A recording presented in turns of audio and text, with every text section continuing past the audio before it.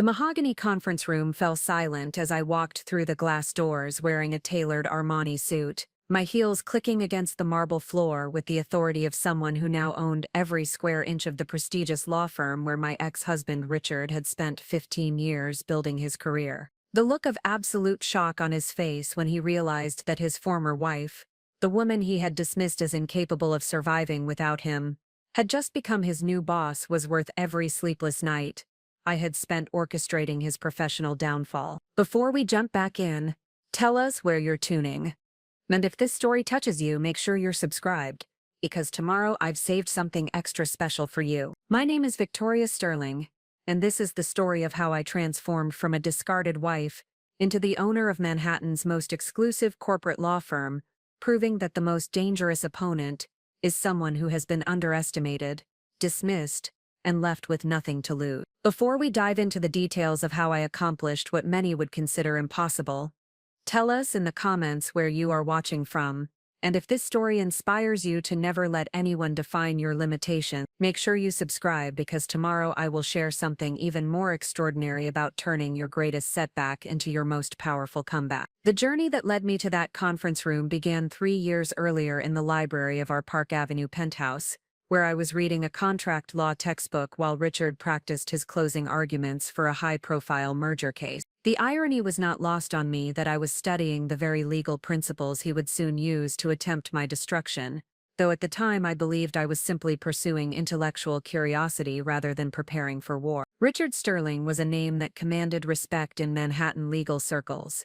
As a senior partner at Whitmore, Kensington & Associates, he had built a reputation for ruthless efficiency in corporate acquisitions, and had earned millions in fees from deals that reshaped entire industry. His success had afforded us a lifestyle of luxury that included the penthouse apartment, a house in the Hamptons, and social connections that opened doors throughout New York's elite circles. But success had also transformed Richard into someone I barely recognized. The ambitious young attorney I had married 20 years earlier had evolved into a man who measured worth solely through financial achievement and professional recognition. He had become someone who viewed relationships as strategic alliances rather than emotional connections, and who had grown increasingly dismissive of anyone who did not contribute directly to his professional advancement. I had supported Richard's career from the beginning, managing our household, raising our 2 children, and serving as the perfect corporate wife at countless networking events and client dinners. I had sacrificed my own career aspirations to ensure that Richard could focus entirely on building his practice, believing that his success would benefit our entire family and that my contributions, while less visible, were equally valuable. The first signs of trouble appeared during the previous year when Richard began working longer hours, traveling more frequently, and displaying an emotional distance that went beyond normal professional stress. He would return from business trips with expensive gifts that felt more like obligations than expressions of affection, and he would discuss our children's activities with the detached interest of someone reviewing quarterly reports, rather than celebrating family milestones. The transformation was subtle but unmistakable.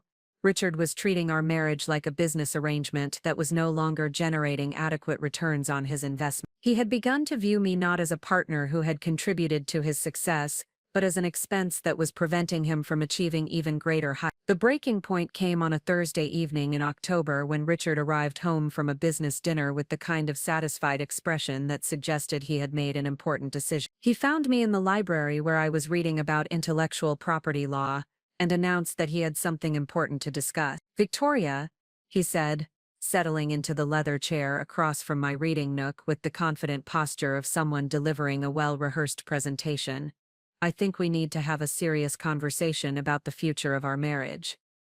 The words hung in the air with the weight of finality. I had been expecting this conversation for months, but hearing the clinical tone in his voice still came as a shock. This was not a discussion between spouses who were struggling to reconnect, but a business meeting where one party was informing the other about a strategic decision that had already been made. "What kind of conversation?"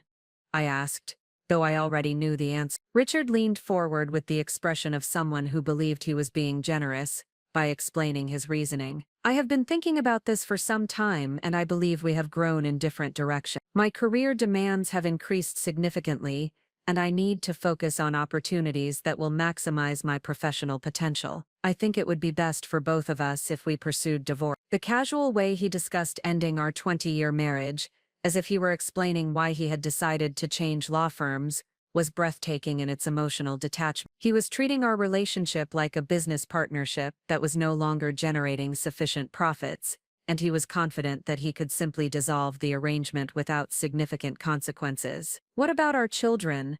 I asked.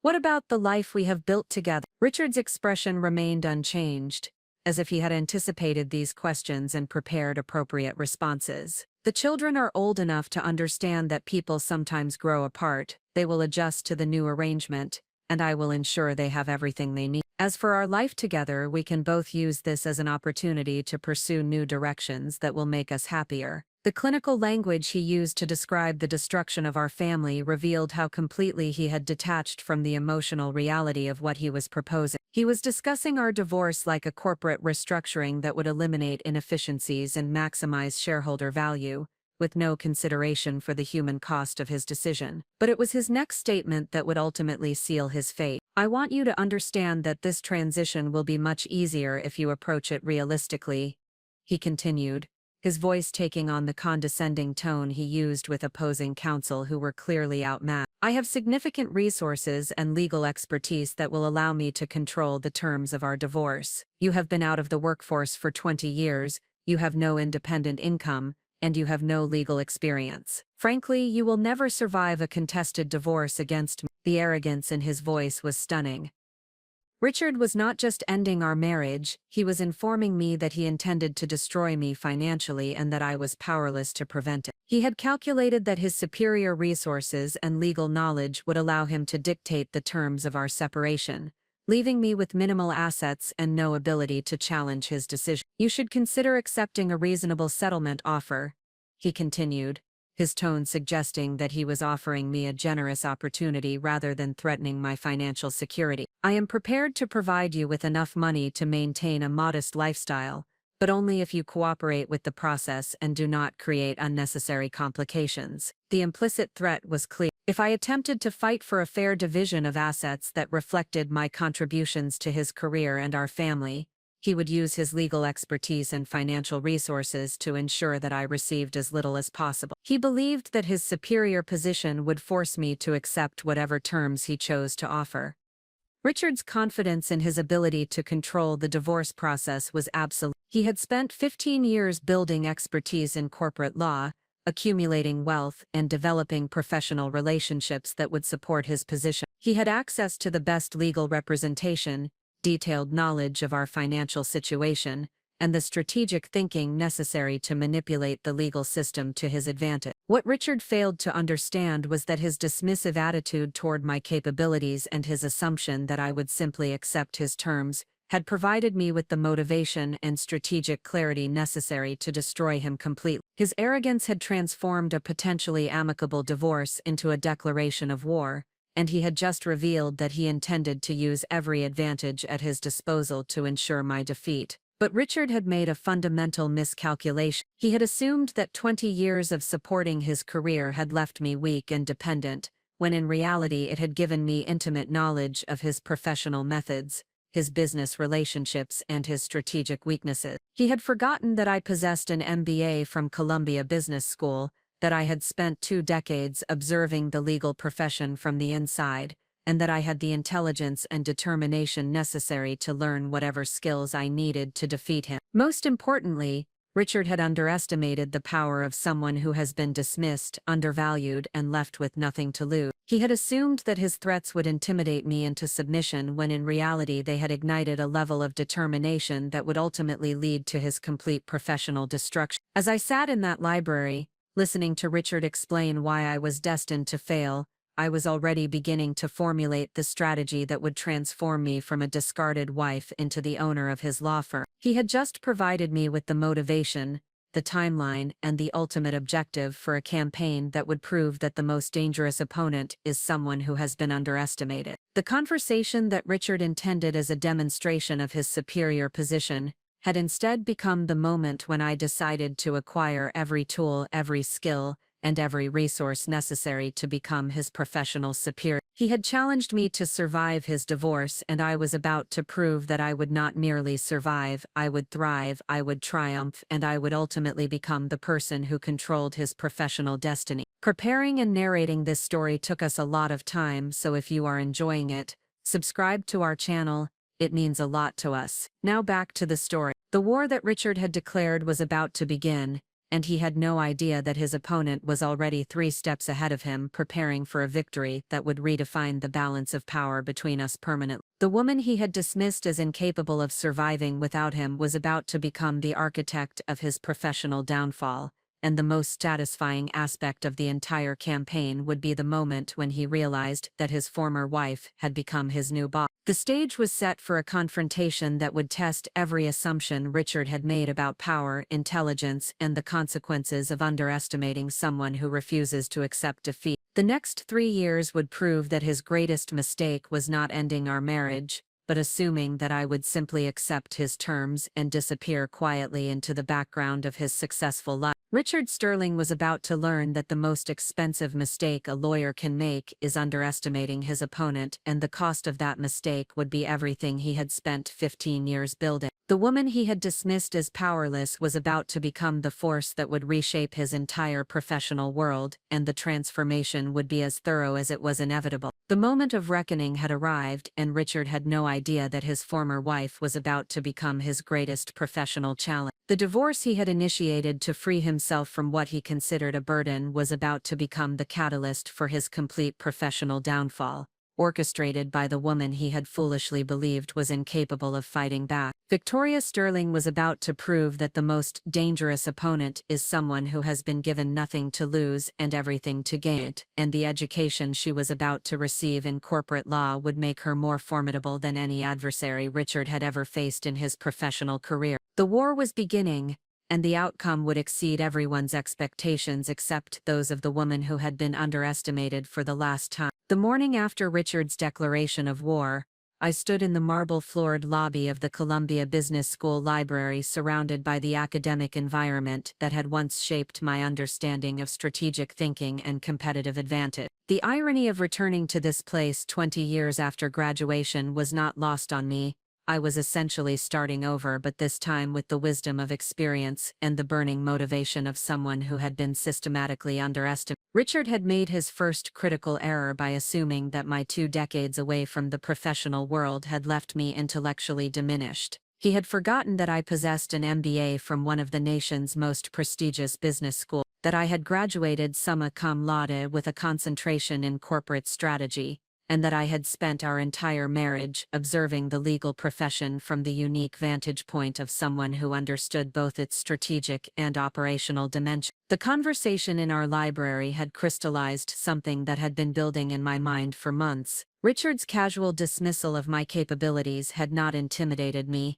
It had illuminated the path to his destruction. He had revealed his strategic thinking, his assumptions about my weaknesses, and his confidence in his superior position. In doing so, he had provided me with the intelligence necessary to develop a comprehensive campaign that would systematically dismantle every advantage he believed he possessed. My first strategic decision was to approach this confrontation with the same methodical planning that had made Richard successful in corporate law.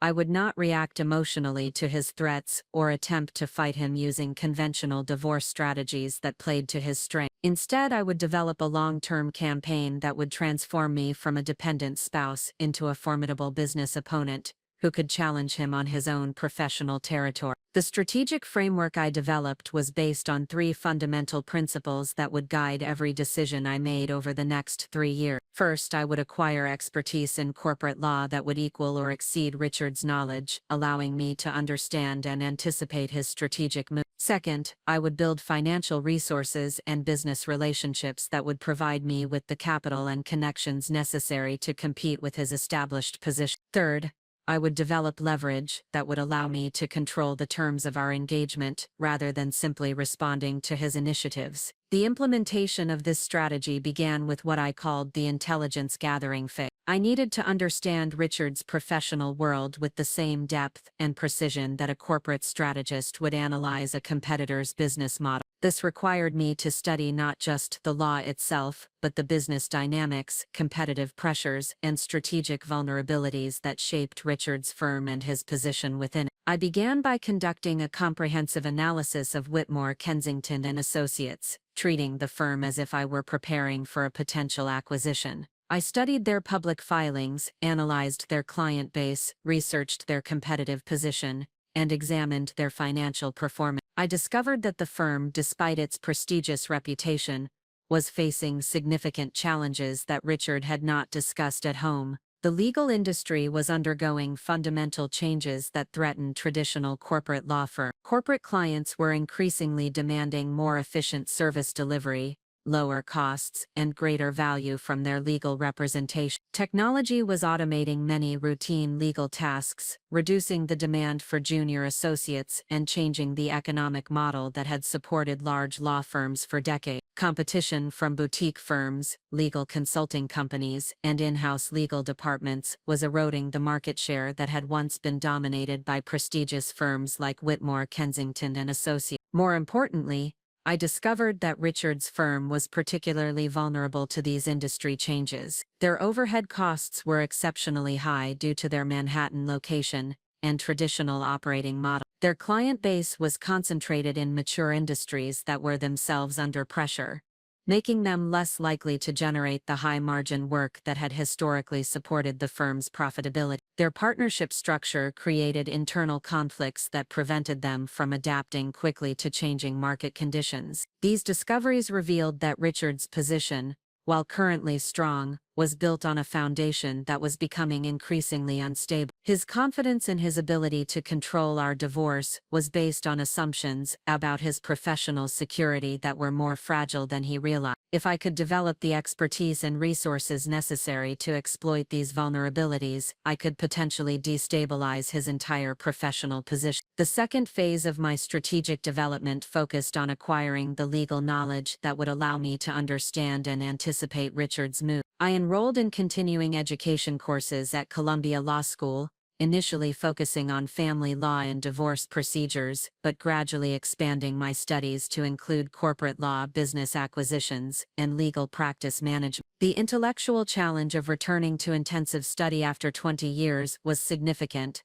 but I discovered that my experience as Richard's wife had provided me with practical knowledge that accelerated my learning. I understood the business of law in ways that traditional students did not, having observed client relationships, partnership dynamics, and strategic decision-making from the inside. My business education provided me with analytical frameworks that helped me understand legal principles within broader strategic contexts. More importantly, I approached my legal education with the focused intensity of someone who understood that knowledge was a weapon in an ongoing war. Every case I studied, every principle I learned, and every strategy I analyzed was evaluated for its potential application to my confrontation with Richard. I was not learning law as an academic exercise, but as a practical tool that would allow me to compete with someone who had spent 15 years mastering these concepts. The most revelatory aspect of my legal education was discovering that Richard's expertise, while impressive, was also narrow and specialized. His focus on corporate acquisitions had made him extraordinarily skilled within that specific domain,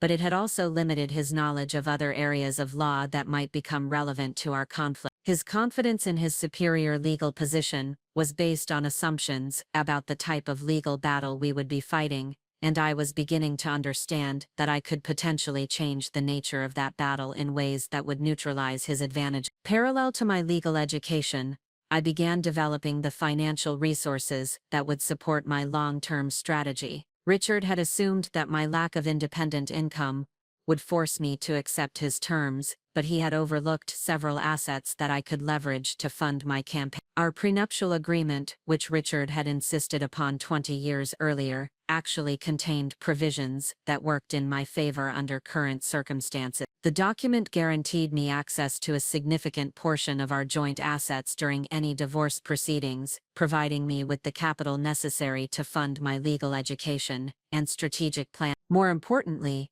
I began to understand that the financial aspects of our divorce would be far more complex than Richard had suggested. New York's equitable distribution laws gave me substantial rights to assets that Richard had accumulated during our marriage, including his partnership interest in the law firm, his professional reputation, and his client relationship. These assets, while difficult to value and divide, represented potential leverage that I could use to influence the terms of our settlement. I also discovered that I had been systematically undervaluing my own contributions to Richard's success. My role in managing our household, raising our children, and supporting his career had allowed him to focus entirely on professional advance. My presence at networking events, my relationships with other lawyers' spouses, and my management of our social obligations had contributed directly to his professional development. From a legal perspective, these contributions created claims to a portion of his professional success that went beyond simple asset division.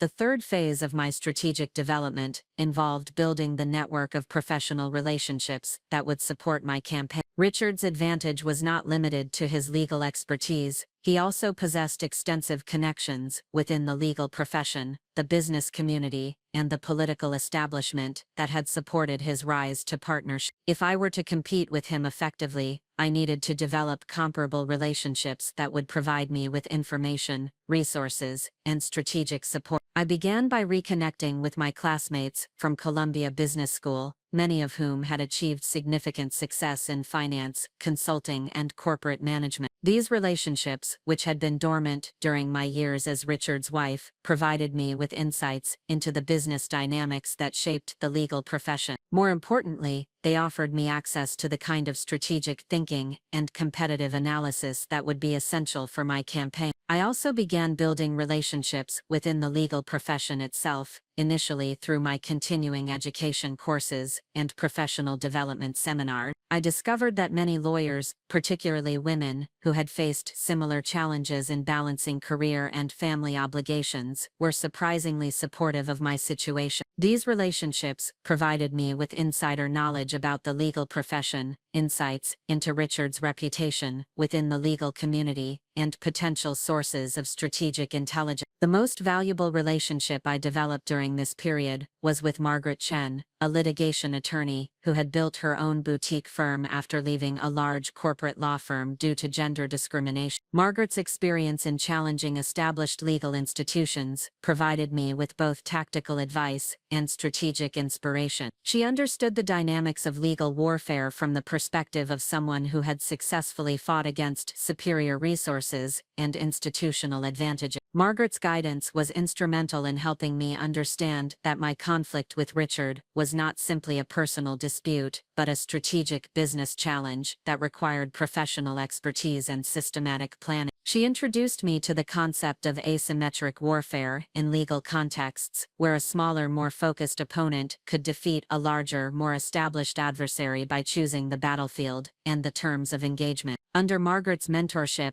I began to develop what she called a comprehensive strategic plan that would allow me to compete with Richard on multiple fronts simultaneously. Rather than simply defending against his divorce strategy, I would develop offensive capabilities that would force him to respond to my initiatives rather than executing his own plan. This approach required me to think beyond the immediate divorce proceedings and consider how I could use various legal, financial, and professional leverage points to influence the outcome of our conflict. The strategic plan that emerged from this analysis was audacious in its scope and ambition. Rather than simply seeking a favorable divorce settlement, I would position myself to acquire control of the assets and relationships that supported Richard's professional position. This would require me to develop expertise in business acquisitions, corporate finance, and legal practice management that went far beyond what was necessary for a traditional divorce proceeding. The most ambitious element of my strategy was the realization that law firms, like any other business, could be acquired by investors who understood their operational dynamics and competitive position. If I could develop sufficient expertise and resources, I might be able to purchase equity in Richard's firm or even acquire the entire organization. This would not only provide me with financial leverage in our divorce proceedings, but would also allow me to control Richard's professional destiny in ways that would be far more satisfying than any conventional divorce settlement. This possibility transformed my approach from reactive defense to proactive offense.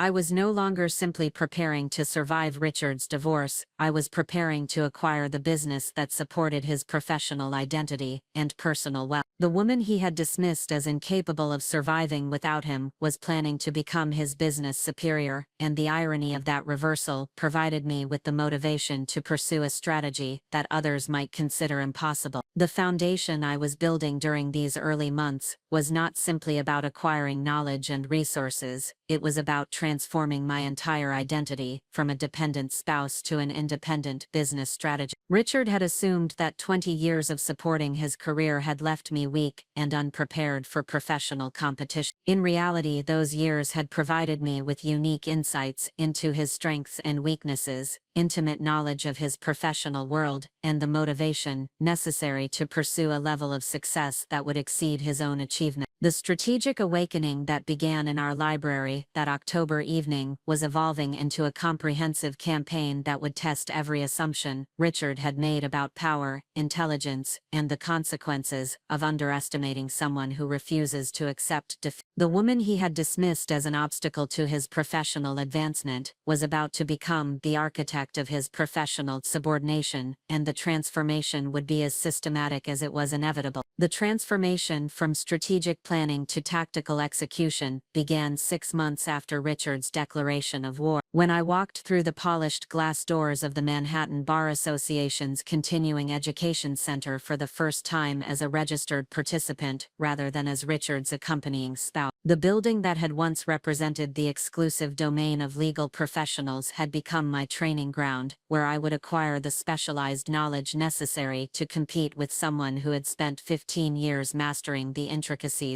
of corporate law. The decision to pursue formal legal education represented a fundamental shift in my approach from passive observation to active engagement. I had spent the previous months analyzing Richard's professional environment from the outside, studying industry trends and competitive dynamics through research and analysis. Now I needed to develop the insider knowledge that would allow me to understand and anticipate his strategic decisions, to speak his professional language fluently, and to identify the vulnerabilities that existed within his carefully constructed world. My enrollment in the paralegal certification program at Manhattan Legal Institute was the first step in what I privately called Operation Infiltration.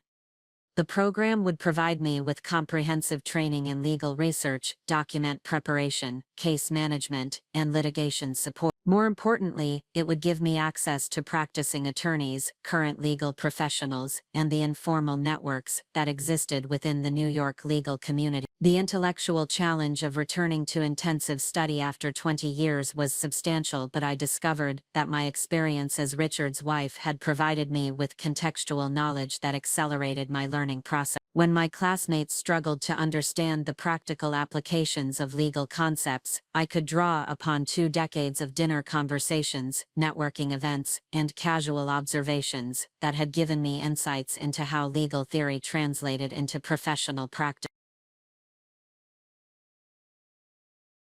The most valuable aspect of my legal education was not simply the acquisition of technical knowledge, but the development of what I began to call legal intelligence.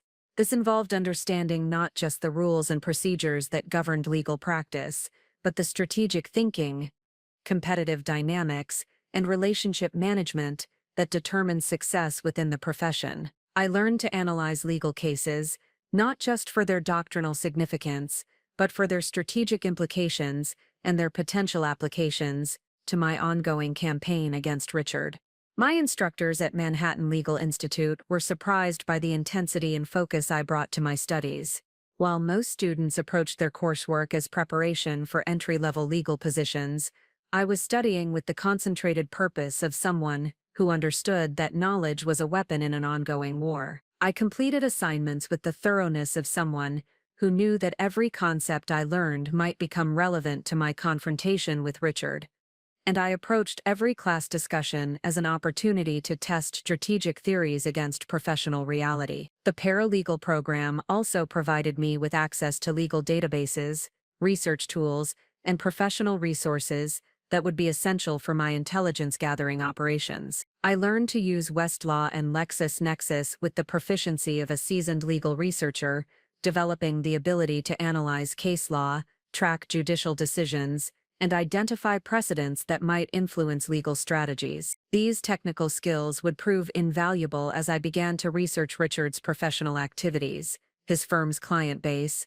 and the competitive landscape that shaped his practice. More importantly, the program introduced me to the business side of legal practice that had been invisible to me during my years as Richard's wife. I learned about client development, practice management, financial planning, and the operational challenges that faced law firms in an increasingly competitive market. This knowledge provided me with insights into the pressures and vulnerabilities that influenced Richard's professional decisions, and it helped me understand how external factors might be used to create leverage in our ongoing conflict. The second phase of my infiltration strategy involved building relationships within the legal profession that would provide me with intelligence about Richard's activities, his firm's internal dynamics, and the competitive pressures that might influence his strategic decision. This required me to overcome the social barriers that had previously defined my relationship with the legal community, transforming myself from the passive spouse of a successful attorney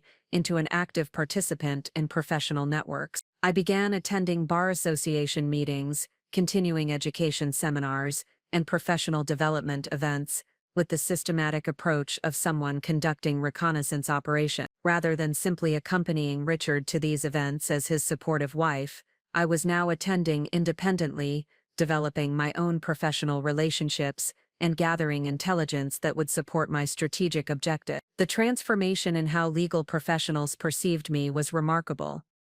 When I had attended these events as Richard's wife, I had been largely ignored or treated as a pleasant but irrelevant accessory to his professional presence. Now, as someone who was actively pursuing legal education and demonstrating genuine expertise in legal concepts, I was taken seriously as a potential colleague and professional peer. This change in perception provided me with access to conversations and information that had been unavailable to me in my previous role. Attorneys who had dismissed me as Richard's decorative spouse were now willing to discuss industry trends, competitive challenges, and even specific cases with someone they recognized as a knowledgeable professional. These conversations provided me with invaluable intelligence about Richard's reputation within the legal community, his firm's financial position, and the strategic pressures that influenced his practice. One of the most significant relationships I developed during this period was with David Martinez, a corporate attorney who had worked at Whitmore Kensington and Associates for 3 years before leaving to establish his own practice. David's insider knowledge of the firm's operations,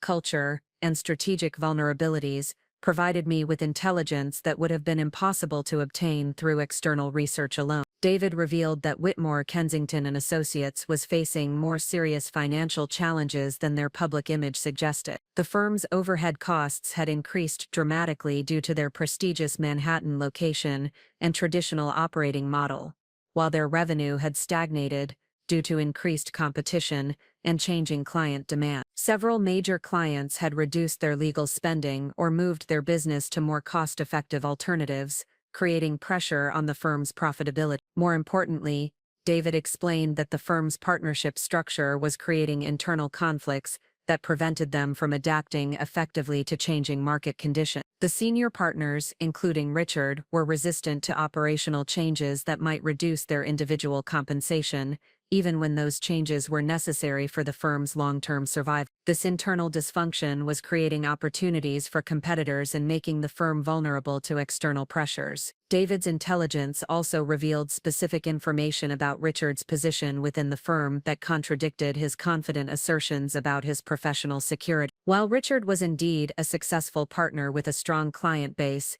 his practice was concentrated in mature industries that were themselves under pressure. His clients were increasingly demanding more efficient service delivery and lower costs, reducing the profitability of his work and forcing him to compete more aggressively for new business. Perhaps most significantly, David revealed that several of Richard's key clients were considering consolidating their legal work with larger firms that could provide more comprehensive services at lower costs. This trend threatened the foundation of Richard's practice and suggested that his professional position was more vulnerable than he had admitted, even to himself. The third phase of my infiltration strategy involved developing direct intelligence about Richard's divorce planning and strategic thinking. This required me to maintain my cover as the unsuspecting wife while systematically gathering information about his legal preparations, financial planning, and strategic objectives. The challenge was obtaining this intelligence without arousing his suspicions or revealing my own strategic activity. I accomplished this through what I called domestic intelligence operations,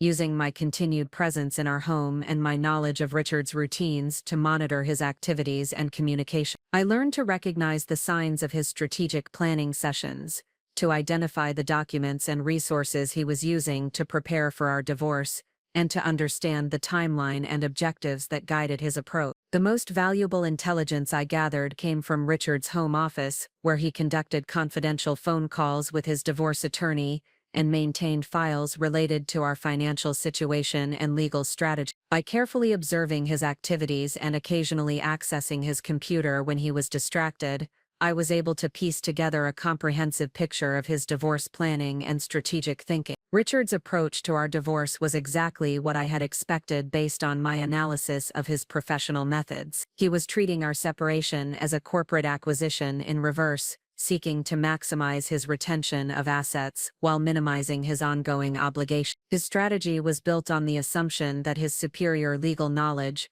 financial resources, and professional connections would allow him to control the terms of our settlement and force me to accept his preferred outcome. However, Richard's planning also revealed strategic vulnerabilities that I could potentially exploit. His confidence in his superior position had made him somewhat careless about protecting sensitive information, and his assumptions about my capabilities had prevented him from taking adequate precautions against potential counter-strategy. He was planning for a conventional divorce proceeding against a dependent spouse, not a strategic campaign against a determined adversary who was systematically acquiring the knowledge and resources necessary to challenge his position. The intelligence I gathered also revealed that Richard was accelerating his timeline for initiating divorce proceedings, driven by concerns about potential changes in New York divorce law and his desire to complete the process before his firm's financial challenges became more apparent. This created both opportunities and pressures for my own strategic planning, as I needed to complete my preparation while also responding to his accelerated timeline. The most disturbing discovery I made during this intelligence gathering phase was that Richard was not simply planning to divorce me, but to systematically destroy my ability to challenge his decisions or rebuild my life independently. His strategy included efforts to limit my access to financial resources, to undermine my credibility within our social circles, and to create legal obstacles that would prevent me from pursuing an independent career in law or business. This revelation transformed my understanding of our conflict from a marital dispute to a campaign for survival. Richard was not simply ending our marriage, but attempting to ensure that I would never be able to challenge his dominance or compete with his success. His strategy represented a comprehensive effort to maintain his superior position by eliminating any potential threat to his professional or personal security. The discovery of Richard's destructive intentions provided me with the final motivation necessary to pursue the most ambitious elements of my strategic plan. I was no longer simply seeking a favorable divorce settlement or professional independence, but the complete reversal of our power dynamic. The man who was planning to destroy my future was about to discover that his former wife had become his most dangerous competitor. The infiltration phase of my campaign had provided me with the knowledge, relationships, and intelligence necessary to compete with Richard on his own professional territory. I understood his strategic thinking, his vulnerabilities, and his assumptions about my capability. I had developed the legal expertise necessary to challenge his professional judgment, the relationships necessary to compete with his networking advantages, and the intelligence necessary to anticipate his strategic moves. More importantly, I had discovered that Richard's position, while currently strong, was built on foundations that were becoming increasingly unstable. His firm was facing financial pressures that threatened its long-term viability, his practice was concentrated in declining market segments, and his strategic thinking was constrained by assumptions about market conditions that were no longer accurate. The infiltration phase had also revealed that Richard's greatest weakness was his inability to recognize me as a legitimate threat. His dismissive attitude toward my capabilities had prevented him from taking adequate precautions against my strategic development, and his assumptions about my limitations had blinded him to the possibility that I might develop the expertise necessary to challenge his professional position. The intelligence I had gathered during this phase would now serve as the foundation for the next stage of my campaign, where I would begin to transform from a strategic observer into an active participant in the legal profession. The woman Richard had dismissed as incapable of surviving his divorce was about to demonstrate that she had acquired the knowledge, resources, and strategic vision necessary to compete with him on his own professional territory. The infiltration phase had proven that expertise could be acquired, relationships could be built, and intelligence could be gathered by someone with sufficient determination and strategic focus. The next phase would test whether these assets could be transformed into the leverage necessary to reverse the power dynamic between us and to achieve the ultimate objective of acquiring control over Richard's professional destiny. The transition from intelligence gathering to active market engagement began on a crisp February morning when I walked into the mahogany-paneled offices of Goldman Sachs Private Wealth Management, carrying a comprehensive business plan that would have shocked Richard had he understood its implications. The document represented 18 months of strategic planning, financial analysis, and market research that had transformed my understanding of the legal profession from academic curiosity to actionable business intelligence. The meeting I had arranged with Patricia Hoffman, a senior wealth management advisor who specialized in professional services acquisitions,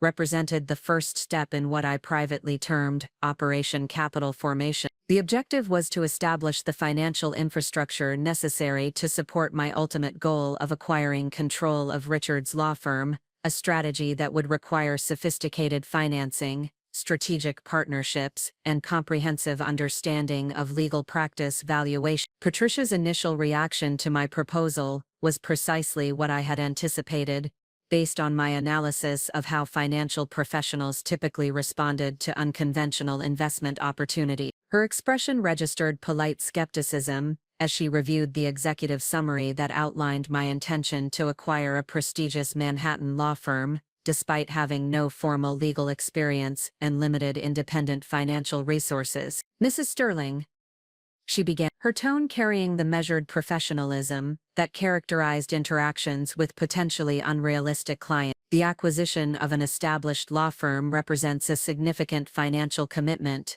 that typically requires substantial industry experience and proven track record in legal practice management. May I ask what specific qualifications you possess that would support such an ambitious undertaking?" Her question represented exactly the type of challenge I had prepared for during months of strategic planning. Rather than responding defensively or attempting to minimize the complexity of my objectives, I presented a comprehensive analysis that demonstrated my understanding of the financial dynamics that governed law firm operations, the market conditions that created acquisition opportunity, and the strategic advantages that could be achieved through external ownership of legal practices. The business plan I had developed was structured around three fundamental propositions that challenged conventional assumptions about law firm ownership and management. First, the legal profession was experiencing structural changes that created opportunities for external investors who understood how to modernize operational practices while maintaining professional standards. Second, many prestigious law firms were financially vulnerable due to their resistance to operational innovation and their dependence on traditional revenue models that were becoming increasingly unsustainable. Third, the right combination of strategic vision, financial resources, and professional expertise could transform an underperforming law firm into a highly profitable enterprise that delivered superior value to both clients and investors. Patricia's skepticism began to diminish as I presented detailed financial projections that demonstrated my understanding of law firm economics, market analysis, that revealed the competitive pressures facing traditional legal practices, and strategic recommendations that addressed the operational challenges that limited firm profitability. The sophistication of my analysis, combined with the thoroughness of my research, established my credibility as someone who had approached this opportunity with professional rigor rather than emotional motivation. The most compelling aspect of my presentation was the specific focus on Whitmore, Kensington and Associates as a potential acquisition target. Through my intelligence gathering operations, I had developed comprehensive understanding of the firm's financial position, operational challenges, and strategic vulnerabilities that created acquisition opportunities for investors who understood how to address these issues systematically. The financial analysis I presented revealed that Whitmore, Kensington and Associates was generating substantial revenue, but operating with profit margins that were significantly below industry standards due to inefficient operational practices, excessive overhead costs, and partnership compensation structures that prioritized individual rewards over firm profitability. These inefficiencies created opportunities for external investors who could implement operational improvements while maintaining the firm's prestigious reputation and client relationship. More importantly, my research had revealed that the firm's current partnership structure was creating internal conflicts that prevented effective, strategic decision-making and adaptation to changing market conditions. The senior partners, including Richard, were resistant to operational changes that might reduce their individual compensation, even when those changes were necessary for the firm's long-term financial health. This internal dysfunction was creating opportunities for external investors who could provide the capital and strategic direction necessary to optimize firm operations. Patricia's professional interest was clearly engaged, as I explained the specific mechanisms through which I planned to acquire control of the firm without triggering the defensive reactions that would normally accompany hostile takeover attempts. The strategy I had developed was based on the gradual acquisition of partnership interests through a combination of direct investment, strategic partnership, and financial restructuring that would allow me to gain influence within the firm's governance structure while maintaining the appearance of external investment rather than personal acquisition. The financial requirements for this strategy were substantial but not prohibitive for someone with access to appropriate capital sources and strategic partnership. My analysis indicated that acquiring majority control of Whitmore, Kensington and Associates would require approximately $15 million in initial investment, with additional capital requirements for operational improvements and strategic initiatives that would optimize firm performance. The challenge was that my personal financial resources, while significant due to my marriage to Richard, were insufficient to fund this acquisition independently. The strategy I had developed required me to leverage my existing assets through sophisticated financial structures that would provide access to external capital while maintaining my control over the acquisition process. Patricia's expertise in structuring complex financial transactions proved invaluable as we explored the mechanisms through which I could access the capital necessary to fund my acquisition strategy. Her recommendation was to establish a private investment vehicle that would allow me to combine my personal resources with external capital from investors who understood the strategic potential of legal practice acquisition. The investment vehicle we designed was structured as a limited liability company that would allow me to maintain operational control while providing external investors with appropriate returns on their capital contribution. The structure was designed to attract institutional investors who understood the strategic value of professional services acquisitions while protecting my ability to implement the operational changes necessary to achieve my strategic objective. The development of this financial architecture required me to demonstrate expertise in areas that extended far beyond traditional legal practice, including corporate finance, investment structuring, and strategic planning. The intellectual challenge was substantial, but I discovered that my business education and analytical capabilities, combined with my detailed understanding of the legal profession, provided me with the foundation necessary to develop sophisticated financial strategy. The most innovative aspect of the financial structure I developed was the incorporation of performance-based incentives that would align the interests of external investors with my strategic objective. Rather than simply providing capital for a traditional acquisition, the investment vehicle was designed to optimize firm performance through operational improvements, strategic positioning, and market expansion that would generate superior returns for all stakeholders. This approach required me to develop comprehensive understanding of law firm valuation methodologies, performance metrics, and strategic benchmarks that would allow investors to assess the success of my acquisition strategy. The analytical framework I created was based on financial performance indicators that measured not just revenue and profitability, but also client satisfaction, competitive positioning, and strategic market share within the Manhattan legal market. The second phase of my financial strategy involved building relationships with potential investors who possessed the capital, expertise, and strategic vision necessary to support my acquisition objective. This required me to transition from the role of strategic planner to active fundraiser, developing the presentation skills, networking capabilities, and professional credibility necessary to attract sophisticated investors to an unconventional opportunity. The investor development process began with my existing network of business school classmates, many of whom had achieved significant success in private equity, venture capital, and investment banking. These relationships provided me with access to individuals who understood the strategic potential of professional services, acquisitions, and possessed the financial resources necessary to support my objective. The most significant investor relationship I developed was with Michael Chen,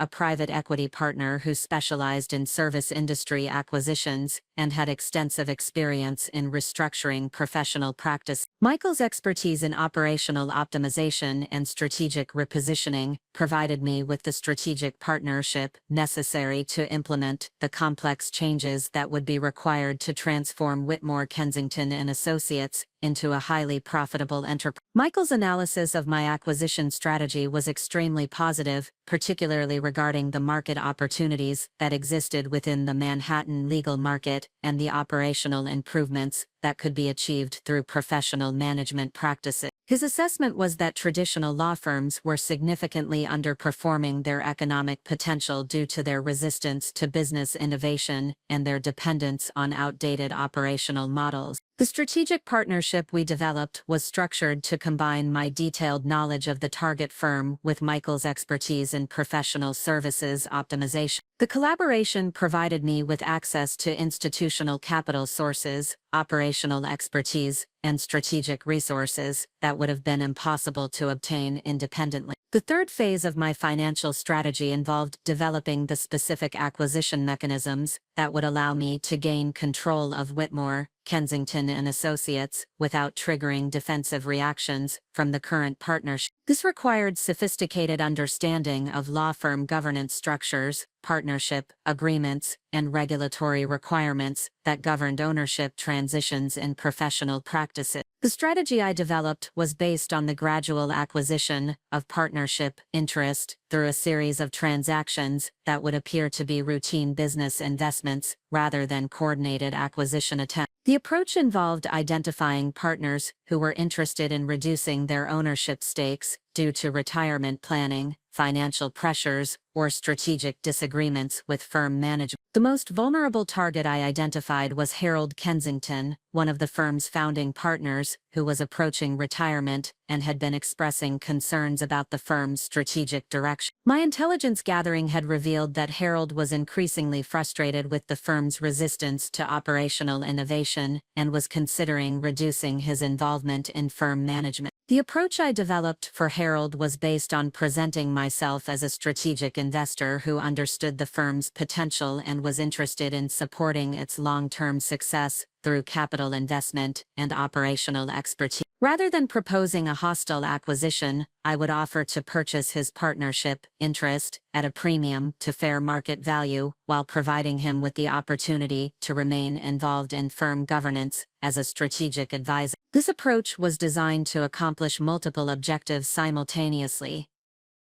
Harold's partnership interest would provide me with significant influence within the firm's governance structure while establishing my credibility as a legitimate investor rather than a hostile acquirer. The premium pricing I offered would create financial incentives for other partners to consider similar transactions, gradually increasing my ownership stake and strategic influence. The legal structure I developed for these transactions was designed to comply with all regulatory requirements while maximizing enabling my strategic flexibility. The acquisition vehicle was structured to meet all professional responsibility requirements while providing me with the operational control necessary to implement strategic changes. The most sophisticated aspect of my acquisition strategy was the development of operational improvement plans that would demonstrate the value of external investment to the firm's existing partner. Rather than simply acquiring ownership stakes, I would implement strategic initiatives that would improve firm profitability, enhance client service delivery, and optimize operational efficiency. These improvements would serve multiple strategic purposes. They would demonstrate the value of my investment to existing partners, encouraging them to support my continued involvement in firm governance. They would also provide financial returns that would justify the premium pricing I was offering for partnership interests, creating a sustainable acquisition strategy that could be expanded over time. The operational improvements I had identified were based on comprehensive analysis of the firm's current practices, competitive positioning, and strategic opportunity. The initiatives I had developed would address the specific inefficiencies that were limiting firm profitability while maintaining the professional standards and client relationships that supported the firm's prestigious reputation. The financial architecture I had constructed represented a comprehensive transformation of my capabilities, from dependent spouse to sophisticated investor. The strategy demonstrated that professional expertise could be acquired, financial resources could be leveraged, and strategic opportunities could be created through systematic analysis and careful planning. The most important outcome of this financial development phase was the establishment of my credibility as a legitimate business professional who possessed the expertise, resources, and strategic vision necessary to compete with Richard on his own professional territory. The investment vehicle I had created provided me with the platform necessary to pursue my ultimate objective of acquiring control of his law firm while demonstrating that his assumptions about my capabilities were fundamentally incorrect. The morning I walked into Harold Kensington's corner office at Whitmore Kensington and Associates marked the beginning of what would become the most sophisticated corporate acquisition campaign in Manhattan legal history. The 73-year-old founding partner sat behind his antique mahogany desk, surrounded by leather-bound legal volumes and photographs chronicling 5 decades of legal practice, completely unaware that the woman requesting a meeting about strategic investment opportunities was the estranged wife of his most successful junior partner. Harold's weathered face reflected the fatigue of someone who had spent 47 years building a prestigious law firm, only to watch it struggle with the operational challenges that threatened its long-term viability. His invitation to meet had come after I had carefully orchestrated an introduction through Margaret Chen, who had maintained professional relationships with several senior partners, despite her departure from large firm practice. The connection had been presented as a routine networking opportunity between a successful attorney and a sophisticated investor interested in professional services, acquisitions.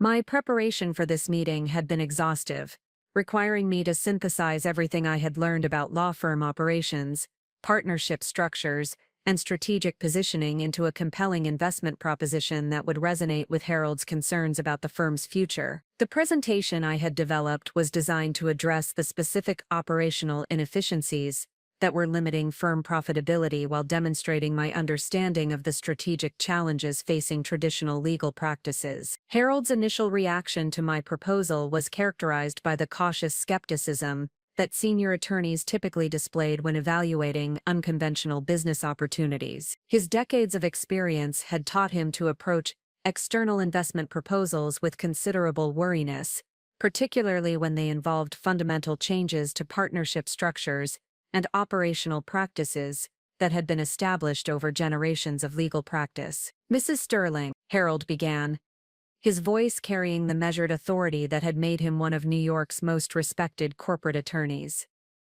"I appreciate your interest in our firm, but I must confess that external investment in law firms represents a relatively novel concept that raises significant regulatory and practical considerations. What specific experience do you possess that would qualify you to evaluate and improve legal practice operations?" His question represented exactly the type of challenge I had anticipated during months of strategic preparation, rather than responding defensively or attempting to minimize the complexity of my objective. I presented a comprehensive analysis that demonstrated my understanding of the financial dynamics governing law firm operations, the market conditions, creating acquisition opportunities, and the strategic advantages that could be achieved through professional management practices. The business analysis I had prepared revealed that Whitmore, Kensington and Associates possessed substantial competitive advantages that were being undermined by operational inefficiencies and strategic misalignment. The firm's prestigious reputation, established client relationships, and experienced legal professionals represented valuable assets that could generate superior returns if managed with appropriate business discipline and strategic focus. My research had identified specific areas where operational improvements could significantly enhance firm profitability without compromising professional standards or client service quality. These opportunities included technology implementation that would streamline document preparation and case management, administrative consolidation that would reduce overhead costs, and strategic positioning that would allow the firm to compete more effectively for high-value engagement. Harold's professional interest was clearly engaged as I explained the financial projections that supported my investment thesis. The analysis I presented demonstrated that targeted operational improvements could increase firm profitability by approximately 30% within 18 months, while strategic repositioning could expand the firm's market share within the Manhattan legal market by capturing clients who were seeking more efficient service delivery. The most compelling aspect of my presentation was the specific focus on addressing the internal conflicts that were preventing effective strategic decision-making within the firm's partnership structure. My intelligence gathering had revealed that disagreements between senior partners about operational changes and strategic direction were creating paralysis that prevented the firm from adapting to changing market conditions. Harold's expression reflected recognition as I described the partnership dynamics that were constraining firm performance. His frustration with the firm's resistance to operational innovation had been growing for several years, driven by his observation that younger partners were more focused on individual compensation than long-term firm success. The analysis I presented validated his concerns while offering practical solutions that could address these structural problems. The investment proposal I presented was structured to provide Harold with immediate financial benefits while preserving his influence within firm governance. Rather than proposing a complete acquisition that would eliminate his ownership stake, I offered to purchase 50% of his partnership interest at a 20% premium to fair market value, while providing him with the opportunity to remain involved in strategic decision-making as a senior advisor. This approach was designed to accomplish multiple objectives simultaneously. Harold's partnership interest would provide me with significant influence within the firm's governance structure, while establishing my credibility as a legitimate investor rather than a hostile acquirer. The premium pricing I offered would create financial incentives for other partners to consider similar transactions, gradually increasing my ownership stake and strategic influence. The legal structure I had developed for the transaction was designed to comply with all regulatory requirements while maximizing my strategic flexibility. The acquisition vehicle was structured to meet professional responsibility requirements while providing me with the operational control necessary to implement strategic changes. The documentation had been prepared by external counsel to ensure complete compliance with legal profession regulations and partnership agreement requirements. Harold's response to my proposal exceeded my most optimistic projection. His decades of experience had taught him to recognize genuine strategic opportunities, and the analysis I presented demonstrated a level of sophistication that commanded his professional respect. More importantly, my proposal offered him the opportunity to address the operational challenges that had been frustrating him while providing financial returns that would support his retirement planning. The negotiation process that followed was conducted with the professional rigor that characterized all significant legal transactions. Harold's expertise in corporate law ensured that every aspect of the proposed transaction was thoroughly analyzed, documented, and structured to protect the interests of all parties involved. The process provided me with valuable insights into the firm's internal operations while establishing my credibility as a sophisticated business professional. The most significant revelation that emerged during our negotiations was Harold's confirmation that several other senior partners were experiencing similar frustrations with the firm's strategic direction and might be interested in exploring comparable investment opportunities. This intelligence provided me with the foundation for expanding my acquisition strategy beyond Harold's individual partnership interest to encompass a broader transformation of the firm's ownership structure. The transaction with Harold was completed after 6 weeks of negotiations, legal documentation, and regulatory compliance procedure. The closing took place in the firm's main conference room, where Harold's attorneys, my legal representatives, and the firm's managing partner executed the documentation that transferred 50% of Harold's partnership interest to my investment vehicle. The completion of this initial transaction represented a fundamental transformation in my relationship with Whitmore, Kensington and Associates. I was no longer an external observer studying the firm's operations, but a legitimate partner with significant influence over strategic decision-making and operational management. The acquisition had provided me with insider access to firm governance while establishing my credibility as a serious investor committed to the firm's long-term success. The immediate impact of my investment was apparent in the firm's response to the operational improvements I implemented during the first month following the transaction. The technology upgrades I introduced streamlined document preparation and case management, reducing administrative costs while improving service delivery efficiency. The administrative consolidation I implemented eliminated redundant functions and optimized support staff allocation, generating cost savings that directly improved firm profitability. More importantly, my presence within the firm's governance structure provided a catalyst for strategic decision-making that had been paralyzed by internal disagreement. My position as an external investor with financial expertise allowed me to facilitate discussions between partners who had been unable to resolve their differences about operational changes and strategic direction. The success of these initial improvements created positive momentum that attracted the attention of other partners who were interested in exploring similar investment opportunities. Within 2 months of completing the transaction with Harold, I had received informal inquiries from 3 other senior partners who were considering reducing their ownership stakes in exchange for immediate financial returns and continued involvement in strategic decision-making. The most significant of these inquiries came from Patricia Hendricks, the firm's managing partner,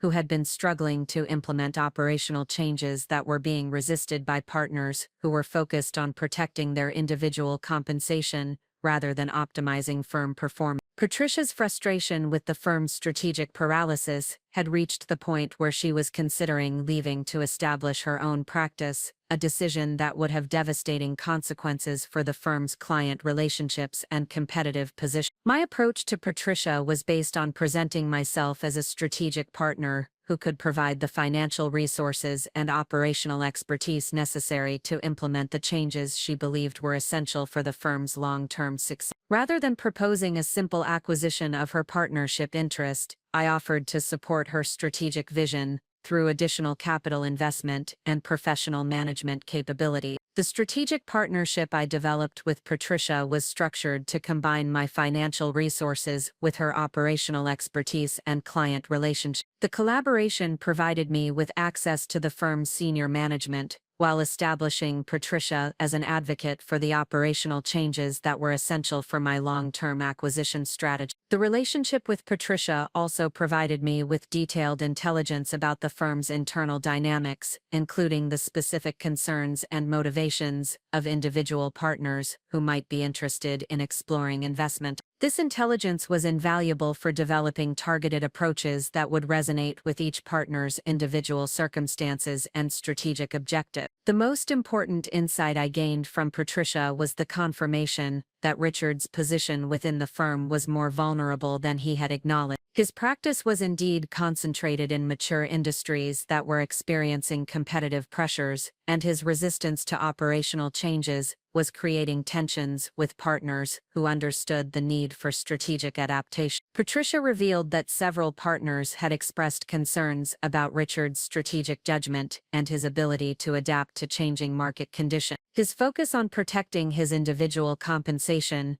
had prevented him from supporting operational improvements that would benefit the firm's overall performance, creating resentment among partners who were more committed to long-term firm success. This intelligence provided me with the foundation for understanding how Richard's position within the firm could be systematically undermined through strategic improvements that would demonstrate the value of professional management practice. The operational changes I was implementing were not only improving firm profitability, but also highlighting the limitations of partners who were resistant to strategic innovation. The third phase of my initial acquisition strategy involved building relationships with junior partners who represented the firm's future leadership and who were more receptive to operational improvements and strategic innovation. These relationships were essential for creating the internal support necessary to implement comprehensive changes that would optimize firm performance, while gradually reducing the influence of partners who were resistant to professional management practices. The junior partners I targeted were individuals who possessed strong technical skills and client relationships, but were frustrated by the firm's traditional operating model and partnership structure. These attorneys understood the need for operational improvements, but lacked the influence necessary to implement changes that were being resisted by senior partners. My approach to these junior partners was based on demonstrating how strategic improvements could create advancement opportunities, while providing them with the resources and support necessary to develop their practices more effectively. The operational changes I was implementing were designed to create pathways for professional advancement that rewarded performance and innovation,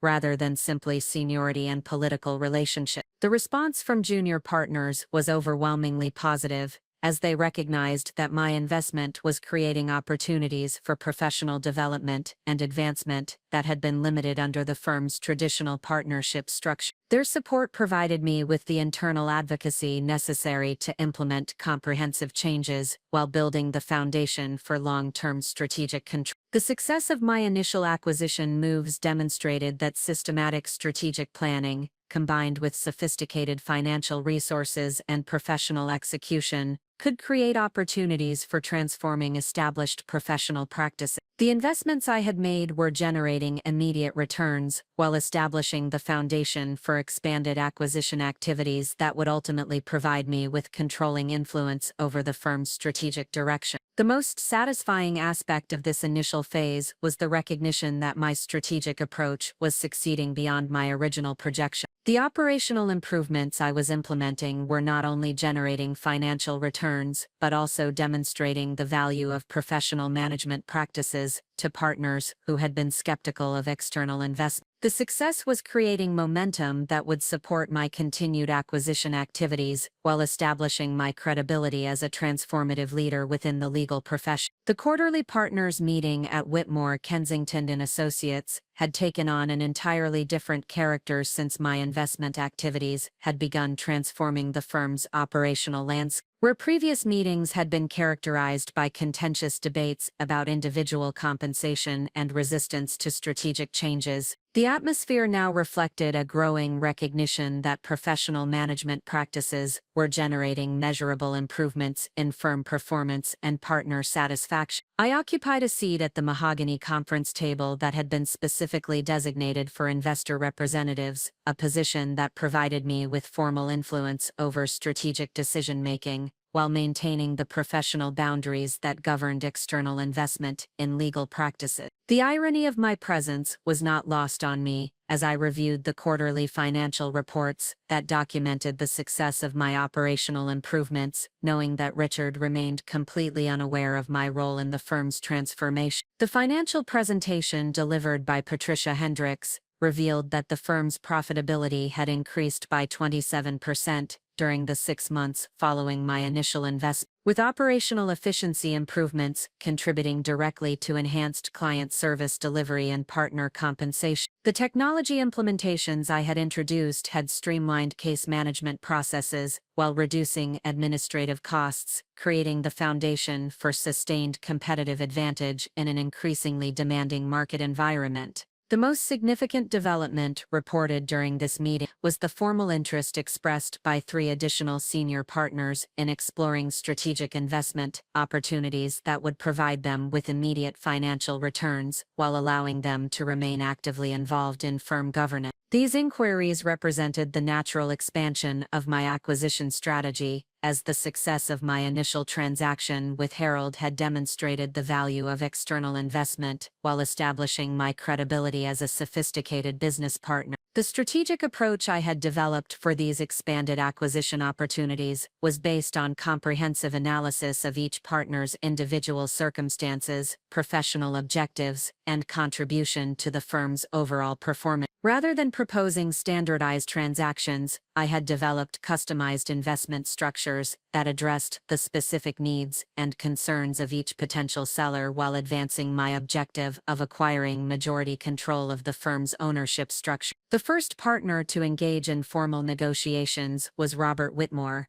the firm's founding partner and the individual whose name appeared first on the firm's letterhead. At 78 years of age, Robert had been considering retirement planning that would allow him to reduce his operational responsibilities while maintaining his connection to the firm he had established 4 decades earlier. His partnership interest represented approximately 15% of the firm's total ownership, making his potential transaction particularly significant for my strategic objective. Robert's negotiation approach reflected the careful deliberation that had characterized his successful legal career. His decades of experience in corporate transactions had taught him to evaluate investment proposals with meticulous attention to legal documentation, regulatory compliance, and long-term strategic implications. The process provided me with valuable insights into the firm's historical development while establishing my credibility as someone who understood the complexities of professional practice transition. The investment structure I developed for Robert was designed to provide him with immediate financial benefits while preserving his influence within firm governance through a strategic advisory role that would utilize his experience and professional relationships. The transaction was structured to transfer 60% of his partnership interest to my investment vehicle, while providing him with ongoing compensation for his advisory services and participation in major strategic decisions. The legal documentation required for this transaction was substantially more complex than my initial acquisition from Harold, as Robert's partnership interest included historical rights and obligations that required careful analysis and appropriate allocation. The process required coordination with regulatory authorities, compliance with professional responsibility requirements, and integration with the firm's existing partnership agreement and governance structure. The completion of Robert's transaction represented a fundamental shift in my position within the firm's ownership structure.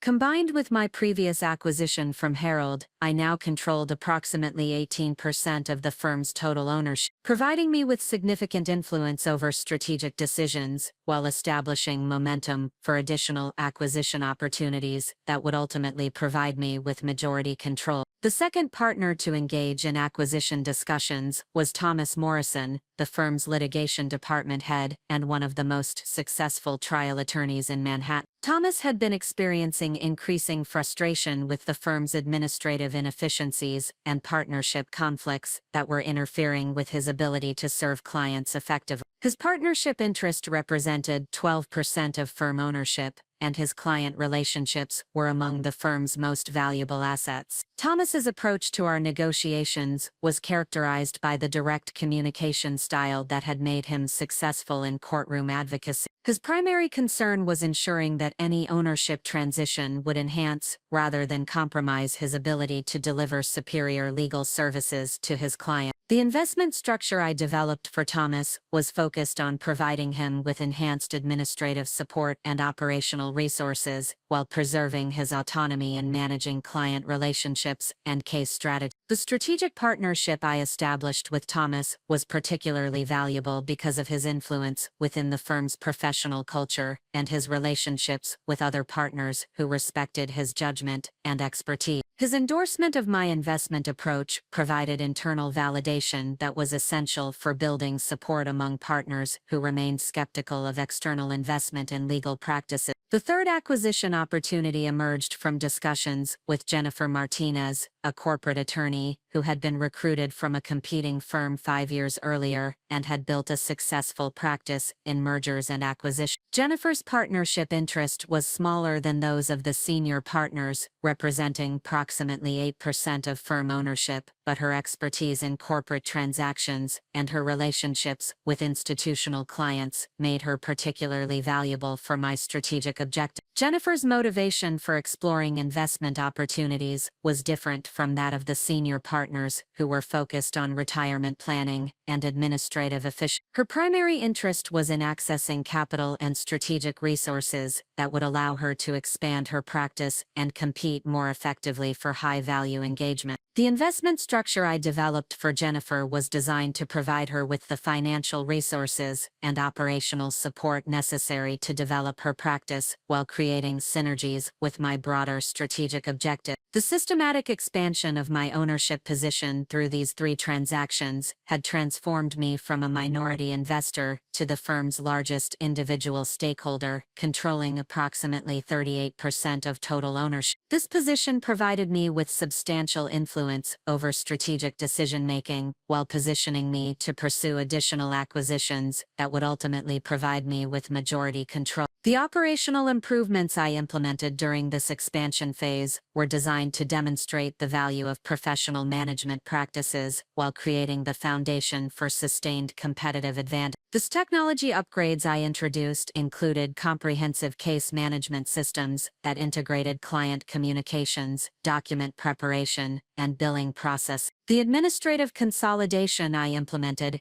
eliminated redundant functions while optimizing support staff allocation, generating cost savings that directly improved partner compensation. The most significant operational improvement was the implementation of strategic planning processes that aligned partner incentives with firm performance objectives. The compensation structure I developed was based on individual contribution to firm profitability rather than simply seniority or political relationships, creating incentives for partners to focus on client service quality and business development rather than internal conflict. The success of these operational improvements was reflected in the firm's financial performance, which continued to exceed industry standards and surpass the projections that had supported my initial investment thesis. The quarterly financial reports documented consistent growth in revenue, profitability, and client satisfaction measures that validated my strategic approach while creating momentum for additional expansion opportunities. The most satisfying aspect of this expansion phase was the recognition that my strategic approach was fundamentally altering the firm's competitive position within the Manhattan legal market. The operational improvements I had implemented were not only generating superior financial returns, but also attracting attention from potential clients who were seeking more efficient and effective legal services. The firm's reputation for innovation and professional excellence was attracting business that had previously been directed to competitors who offered traditional service delivery models. The strategic positioning I had achieved through these acquisitions also provided me with comprehensive intelligence about the firm's internal dynamics, including detailed understanding of individual partner relationships, client dependencies, and competitive vulnerability. This intelligence was invaluable for developing targeted approaches that would facilitate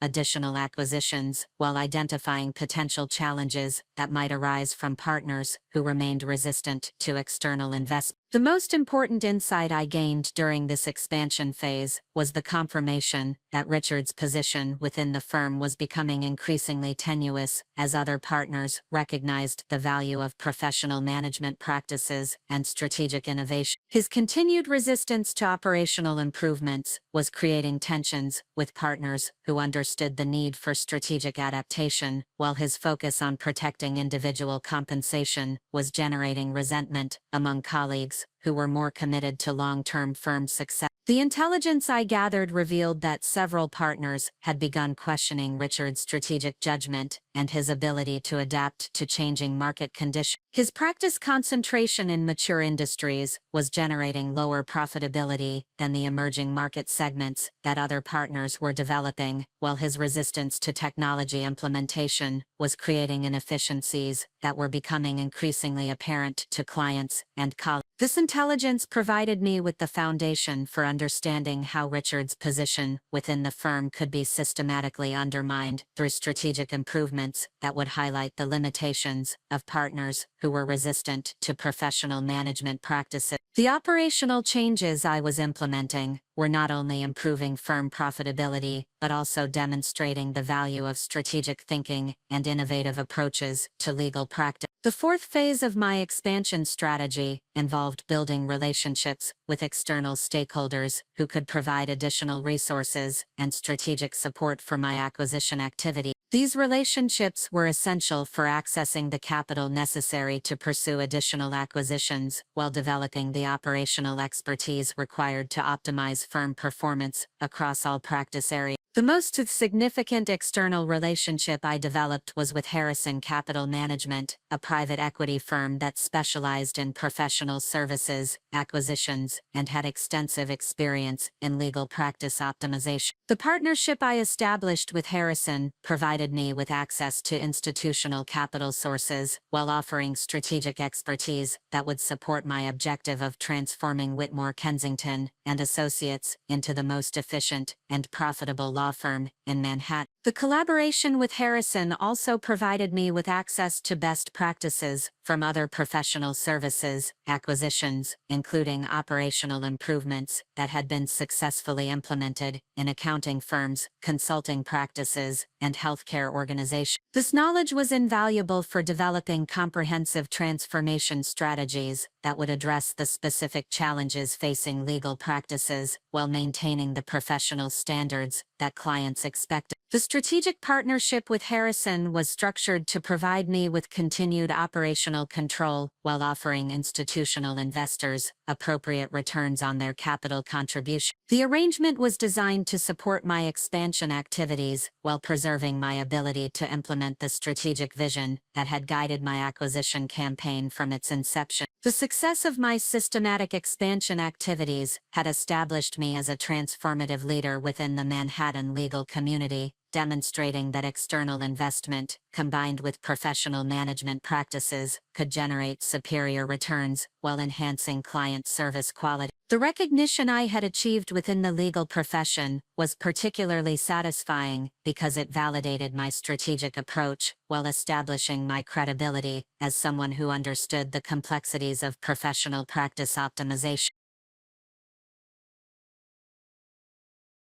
The most important outcome of this expansion phase was the establishment of my position as the firm's dominant stakeholder, controlling sufficient ownership to influence all major strategic decisions, while positioning myself to pursue the final acquisitions that would provide me with majority control. The momentum I had created through successful operational improvements and strategic positioning had generated internal support that would facilitate the remaining transactions necessary to achieve my ultimate objective. The systematic expansion I had accomplished during this phase represented a fundamental transformation of the firm's ownership structure, operational capabilities, and competitive position. The woman who had been dismissed as incapable of surviving her husband's divorce had become the most influential stakeholder in his law firm, demonstrating that strategic planning, professional execution, and sustained commitment could overcome any initial disadvantage and create opportunities for extraordinary success. The boardroom at Whitmore, Kensington and Associates had undergone a subtle but unmistakable transformation during the 18 months since my initial investment had begun reshaping the firm's operational landscape. The mahogany conference table that had once witnessed contentious debates about individual compensation and resistance to strategic innovation now hosted productive discussions about market expansion, client service optimization, and competitive positioning strategies that reflected the firm's evolution into a professionally managed enterprise. My position at the head of the table represented far more than symbolic authority. As the controlling stakeholder with 38% ownership and operational management responsibilities, I had become the strategic architect of the firm's transformation, while maintaining the professional boundaries that governed external investment and legal practices. The quarterly performance reports spread before me documented revenue growth that exceeded industry benchmarks and profitability improvements that validated every strategic decision I had implemented over the previous year. The most significant development, Emerging from this strategic position was the formal opportunity to acquire the partnership interests of 3 additional senior partners who had reached retirement age and were seeking to liquidate their ownership stakes, while maintaining advisory relationships with the firm. These potential transactions represented the final phase of my acquisition strategy, as their completion would provide me with majority control of the firm's ownership structure and unquestioned authority over strategic direction. The strategic importance of achieving majority control extended beyond simple governance consideration. Majority ownership would provide me with the authority to implement comprehensive organizational changes that would optimize the firm's competitive position while creating the operational foundation necessary to support sustained growth and market leadership. The transformation I envisioned would establish Whitmore, Kensington & Associates as the most innovative and efficient law firm in Manhattan, setting new standards for professional service delivery and client satisfaction. The first partner to engage in formal retirement discussions was Charles Brennan,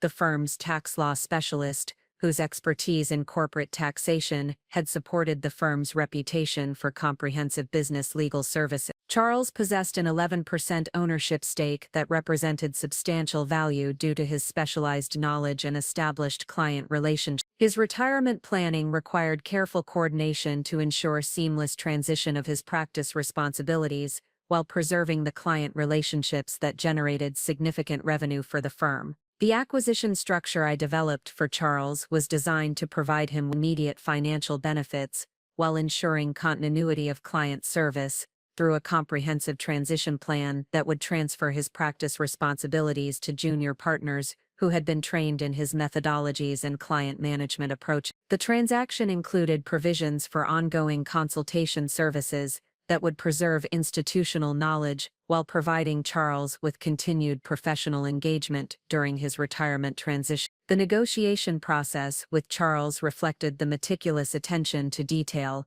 that had characterized his successful legal career. His expertise in complex business transactions ensured that every aspect of the proposed acquisition was thoroughly analyzed, documented, and structured to protect the interests of all stakeholders, while complying with professional responsibility requirements and regulatory standards. The legal documentation required for this transaction was particularly complex due to Charles's specialized practice area and the need to ensure regulatory compliance with tax law practice requirements. The process required coordination with multiple regulatory authorities, comprehensive analysis of client obligations, and detailed transition planning that would maintain service quality while integrating his practice into the firm's expanded operational structure. The completion of Charles's transaction represented a significant milestone in my acquisition strategy, as his partnership interest combined with my previous acquisitions provided me with approximately 49% of the firm's total ownership. This position placed me on the threshold of majority control while establishing the foundation for the final acquisitions that would provide me with unquestioned authority over strategic decision-making. The second retirement opportunity emerged from discussions with Eleanor Richardson, the firm's employment law partner whose expertise in labor relations had supported the firm's representation of major corporate clients in complex employment disputes. Eleanor possessed a 9% ownership stake that represented significant value due to her specialized knowledge and the growing demand for employment law services in an increasingly regulated business environment. Eleanor's retirement planning was motivated by her desire to reduce her operational responsibilities while maintaining her professional relationships within the legal community. Her approach to our negotiations reflected the collaborative style that had made her successful in employment mediation and dispute resolution. The acquisition structure I developed for Eleanor was focused on providing her with financial security while ensuring that her expertise remained available to the firm through consulting arrangements and strategic advisory service. The strategic partnership I established with Eleanor was particularly valuable because of her relationships with human resources, professionals, and corporate executives who represented potential clients for the firm's expanded business legal service. Her endorsement of my acquisition approach provided additional validation within the Manhattan legal community while creating opportunities for business development that would support the firm's continued growth. The third retirement opportunity represented the most significant strategic prize in my acquisition campaign. Margaret Whitmore, Robert's daughter and a successful corporate attorney in her own right, had been considering retirement planning that would allow her to pursue philanthropic activities while maintaining her connection to the firm that had been part of her family's legacy for 4 decades. Margaret's partnership interest represented 14% of firm ownership, making her potential transaction particularly crucial for achieving majority control. Margaret's negotiation approach reflected both her legal expertise and her emotional connection to the firm's historical development. Her decades of experience in corporate transactions had taught her to evaluate investment proposals with careful attention to long-term strategic implications, while her family relationship with the firm's founder created additional considerations that required sensitive handling and appropriate recognition. The investment structure I developed for Margaret was designed to honor her family's legacy, while providing her with the financial resources necessary to pursue her philanthropic objectives. The transaction included provisions for ongoing involvement in strategic planning and firm governance that would preserve her connection to the firm while supporting her transition to retirement activities. The legal documentation required for Margaret's transaction was the most complex of all my acquisitions, as her partnership interest included historical rights and obligations that had been established during the firm's founding. The process required comprehensive analysis of the firm's corporate structure, detailed evaluation of historical agreements, and careful coordination with regulatory authorities to ensure compliance with all applicable requirements. The completion of these 3 retirement transactions represented the achievement of my primary strategic objective. Combined with my previous acquisitions,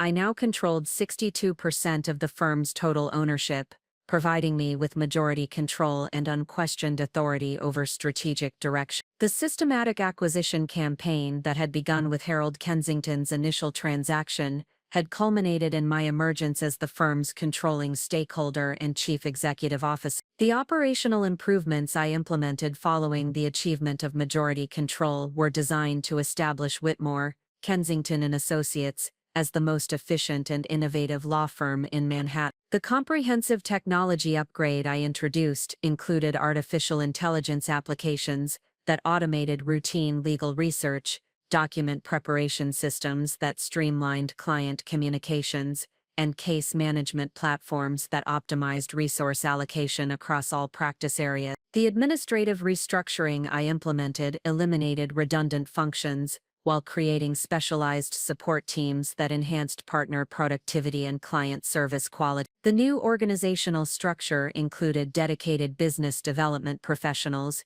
who focused on client relationship management, operational specialists who optimized internal processes, and strategic planning analysts who identified market opportunities and competitive threats. The most significant operational improvement was the implementation of performance measurement systems that aligned partner incentives with firm profitability and client satisfaction objectives. The compensation structure I developed was based on comprehensive evaluation of individual contribution to firm success, rather than simply seniority or political relationships, creating incentives for partners to focus on innovation, efficiency, and client service excellence. The success of these operational improvements was reflected in the firm's financial performance, which continued to exceed industry standards and surpass the projections that had supported my acquisition strategy. The quarterly financial reports documented consistent growth in revenue, profitability,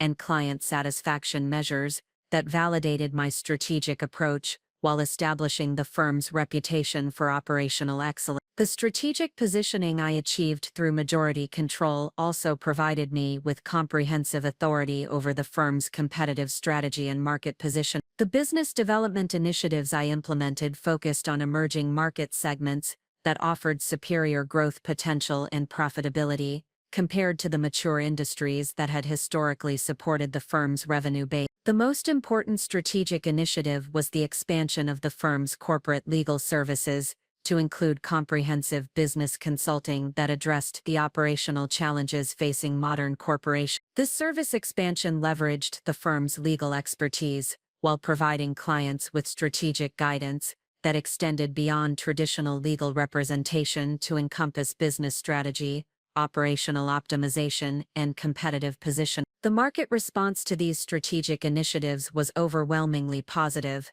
as corporate clients recognized the value of accessing comprehensive business guidance from professionals who understood both legal requirements and strategic business consideration. The firm's reputation for innovation and operational excellence attracted business that had previously been directed to competitors who offered traditional service delivery models. The most satisfying aspect of achieving majority control was the recognition that my strategic vision had fundamentally transformed the firm's competitive position within the Manhattan legal market. The operational improvements I had implemented were not only generating superior financial returns, but also establishing new standards for professional service delivery that were being adopted by other firms seeking to compete more effectively. The strategic positioning I had achieved also provided me with comprehensive intelligence about the legal profession's competitive dynamics and the market forces that would shape future opportunities for growth and expansion. This intelligence was invaluable for developing long-term strategic plans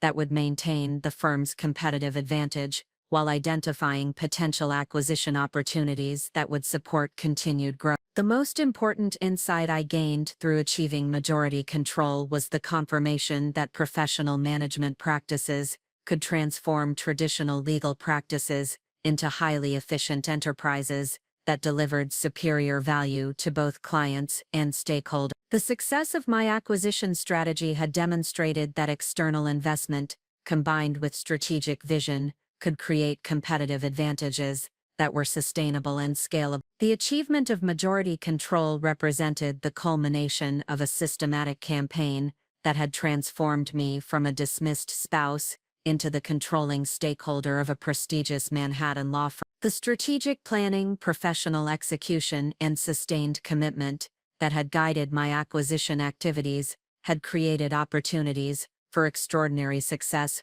while establishing new standards for professional practice transformation. The most compelling aspect of this achievement was the recognition that my success had been built on principles that could be applied to any professional or business challenge. The systematic approach I had developed, the strategic thinking I had employed, and the operational improvements I had implemented represented a comprehensive framework for achieving success in any competitive environment. The woman who had been told she would never survive her husband's divorce had become the most successful law firm owner in Manhattan, demonstrating that strategic vision, professional competence, and sustained commitment could overcome any initial disadvantage and create opportunities for transformative success. The next phase of my strategy would test whether this success could be leveraged to achieve the ultimate objective of my campaign. The executive committee meeting at Whitmore, Kensington & Associates convened on a Tuesday morning in late September, precisely 27 months after Richard had delivered his ultimatum about our divorce proceeding. The transformation of the firm's boardroom reflected the comprehensive organizational changes I had implemented during my systematic acquisition campaign with state-of-the-art presentation technology, replacing outdated equipment, and ergonomic furniture supporting the collaborative atmosphere that had replaced the contentious debates that had previously characterized partner meetings. My position at the head of the conference table represented the culmination of a strategic campaign that had required unprecedented levels of planning, execution, and professional discipline. As the majority stakeholder controlling 62% of the firm's ownership, I possessed unquestioned authority over strategic direction, while maintaining the operational control necessary to implement the final phase of my carefully orchestrated plan. The quarterly performance reports documenting record profitability and client satisfaction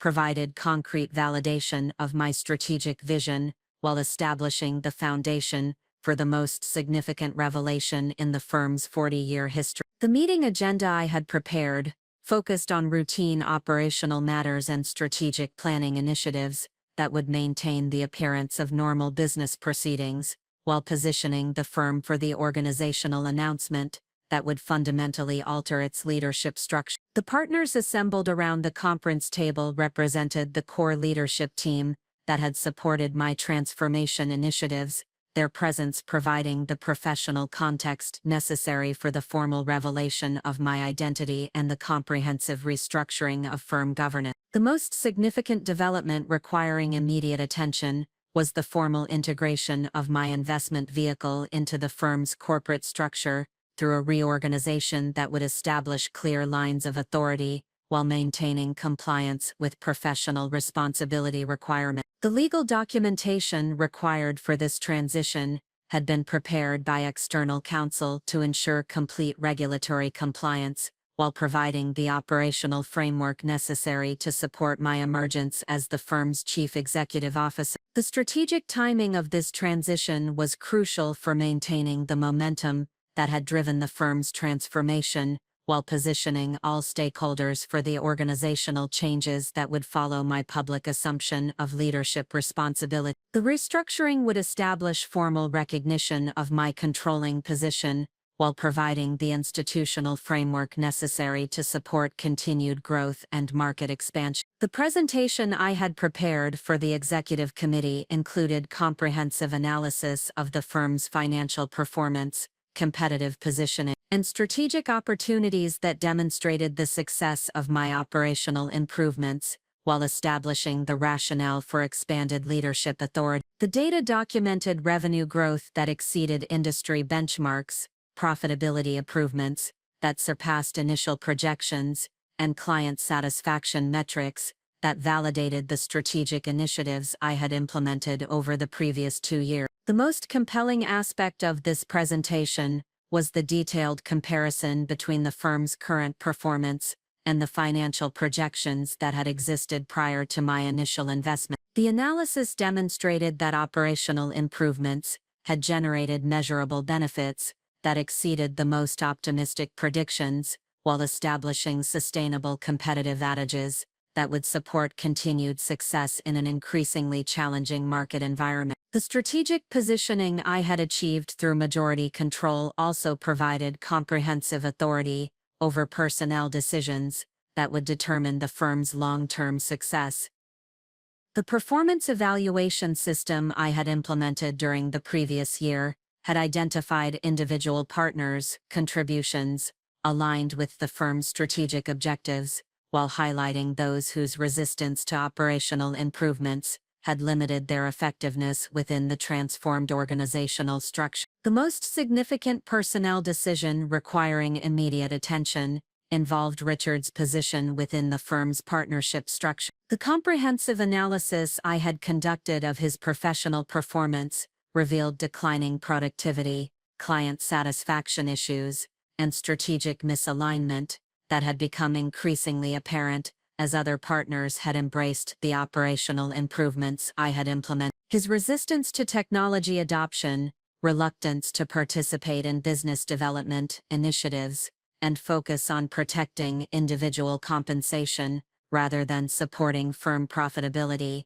had created performance gaps that were no longer sustainable within the firm's competitive environment. The documentation I had prepared regarding Richard's performance included detailed analysis of his client relationships, revenue generation, and contribution to firm objectives that provided comprehensive justification for the personnel decisions I would implement following the formal announcement of my leadership position. The analysis demonstrated that his professional effectiveness had declined significantly relative to other partners, while his strategic approach had become increasingly incompatible with the firm's operational requirements. The most important element of my preparation for the final confrontation was the comprehensive legal analysis I had conducted of Richard's divorce strategy and the assumptions that had guided his approach to our marital dissolution. The intelligence I had gathered through my position within the firm had revealed that his confident predictions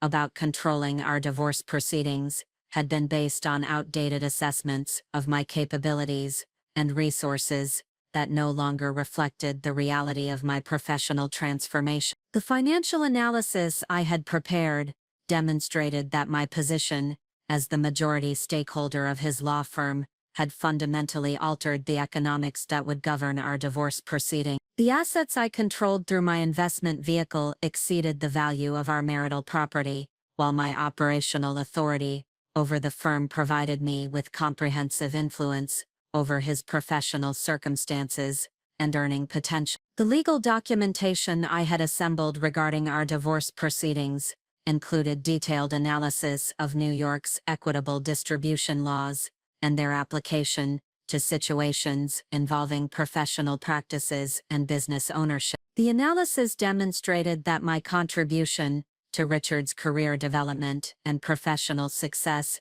created substantial claims to his partnership interest and future earnings that would be evaluated independently of my current business holding. The most significant legal advantage I had developed was the comprehensive documentation of Richard's professional activities and client relationships that I had gathered through my position within the firm. This intelligence provided detailed understanding of his practice area, client dependencies, and competitive vulnerabilities that would be invaluable for negotiating divorce settlements and professional arrangements that would protect my interest, while establishing appropriate consequences for his dismissive treatment of my capability. The strategic planning I had conducted for the confrontation phase included comprehensive preparation for the various scenarios that might emerge following my revelation of identity and assumption of operational control. The analysis I had developed addressed potential reactions from Richard, other partners, clients, and regulatory authorities, while establishing response strategies that would maintain the firm's operational stability and competitive position. The most important consideration in this strategic planning was the timing and manner of my identity revelation to ensure maximum impact while minimizing potential disruption to client relationships. The approach I had developed was designed to demonstrate the professionalism to strategic competence that had driven my success while establishing clear authority over the firm's future direction. The communication strategy I had prepared included detailed messaging for different stakeholder groups that would address their specific concerns while maintaining the positive momentum that had supported the firm's transformation. The messaging for partners emphasized the continuity of operational improvements and strategic initiatives that had generated superior performance, while communications for clients focused on enhanced service delivery and expanded capabilities that would provide additional value. The most challenging aspect of my preparation involved anticipating and preparing for Richard's potential reactions to the discovery that his estranged wife had become his professional superior. The psychological analysis I had conducted suggested that his response would likely involve attempts to undermine my credibility, challenge my authority, or create operational disruptions that would damage the firm's performance and reputation. The defensive strategies I had developed were designed to address these potential challenges while maintaining the professional standards that had supported the firm's success. The documentation I had prepared included comprehensive records of my strategic decisions, operational improvements, and financial performance that would establish the legitimacy of my leadership position while demonstrating the value of my contributions to the firm's transformation. The most important defensive measure was the establishment of clear protocols for maintaining operational continuity during any potential disruptions that might result from Richard's reactions to my revelation. The procedures I had developed were designed to protect client relationships, preserve employee morale, and maintain the firm's competitive position, while addressing any challenges that might emerge from internal conflicts or external pressure. The legal protections I had established included comprehensive documentation of my ownership position, operational authority, and decision-making processes that would support my position in any potential disputes regarding firm governance or strategic direction. The analysis I had conducted of partnership law and corporate governance requirements demonstrated that my majority position provided unquestioned authority over operational decisions,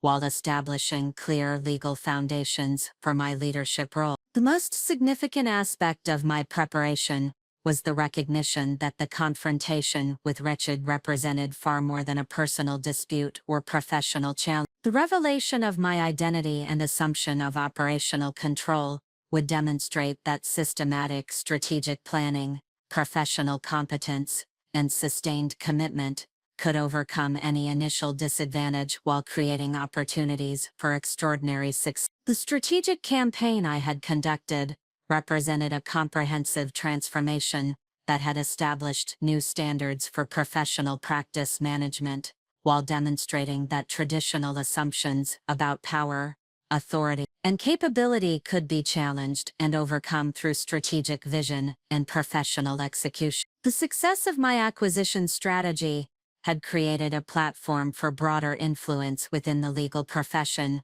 while establishing my credibility as an innovative leader who understood the complexities of modern professional practice. The most compelling aspect of my preparation was the understanding that the confrontation with Richard would provide the opportunity to demonstrate that his dismissive assessment of my capabilities had been fundamentally incorrect. The woman he had predicted would never survive his divorce had become the most successful law firm owner in Manhattan, while the man who had been confident in his superior position had become subordinate to the person he had underestimated. The final positioning I had achieved represented the culmination of a strategic campaign that had transformed every aspect of my professional identity, while establishing comprehensive authority over the circumstances that would determine both our future. The preparation I had completed provided the foundation for a confrontation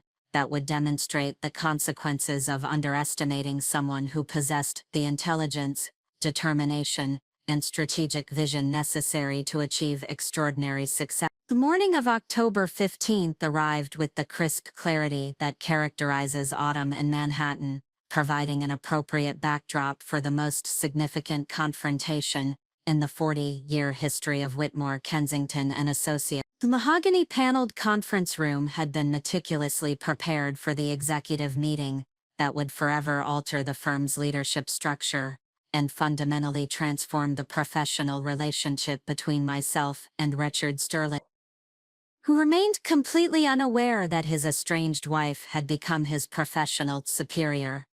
The agenda I had distributed to all partners the previous week had indicated routine discussions regarding quarterly performance reviews and strategic planning initiatives, maintaining the appearance of normal business proceedings, while concealing the organizational announcement that would establish my formal recognition as the firm's chief executive officer. The timing of this revelation had been carefully coordinated to maximize its strategic impact, while ensuring that all necessary legal documentation and regulatory compliance requirements had been completed prior to the public disclosure of my controlling position. Richard entered the conference room at precisely 9 o'clock, carrying his leather portfolio and displaying the confident demeanor that had characterized his professional presence throughout his 15-year tenure at the firm. His appearance reflected no awareness of the comprehensive changes that had transformed the firm's ownership structure during the previous 27 months, nor any recognition that the quarterly performance improvements he had observed were the direct result of strategic initiatives implemented by the woman he had dismissed as incapable of surviving his divorce proceedings. The seating arrangement I had established for this meeting positioned Richard directly across from my chair at the head of the conference table, ensuring that he would have an unobstructed view of my presentation while providing me with optimal observation of his reactions to the revelations that would fundamentally alter his understanding of his professional circumstances. The other partners who had gathered around the table represented the leadership coalition that had supported my transformation initiatives, their presence providing the institutional context necessary for the formal transition of executive authority. The presentation I had prepared began with comprehensive analysis of the firm's financial performance during the previous 8 quarters, documenting revenue growth that exceeded industry benchmarks and profitability improvements that surpassed the most optimistic projections that had existed prior to my initial investment. The data demonstrated measurable benefits from operational improvements that had enhanced client service delivery,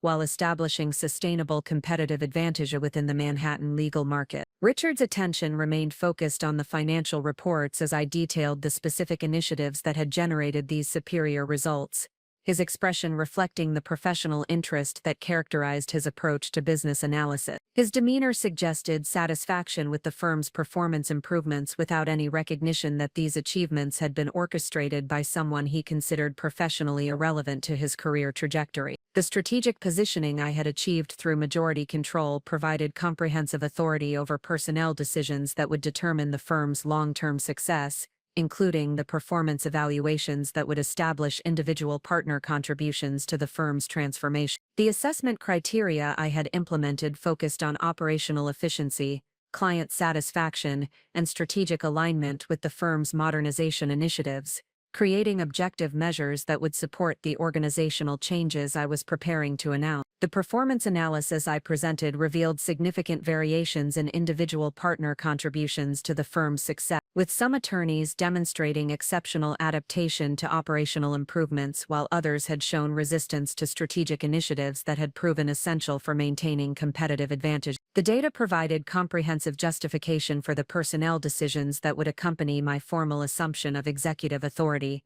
while establishing clear expectations for future professional development. Richard's individual performance evaluation represented the most significant component of this analysis, as his professional effectiveness had declined measurably relative to other partners, while his strategic approach had become increasingly incompatible with the firm's operational requirements. The documentation I had prepared included detailed assessment of his client relationships, revenue generation, and contribution to firm objectives that demonstrated substantial performance gaps that required immediate attention. The presentation of Richard's performance data marked the transition point toward the revelation that would transform his understanding of his professional circumstances. The analysis demonstrated that his resistance to technology adoption, reluctance to participate in business development initiatives, and focus on protecting individual compensation rather than supporting firm profitability, had created effectiveness issues that were no longer sustainable within the firm's competitive environment. Up next, you've got two more standout stories right on your screen.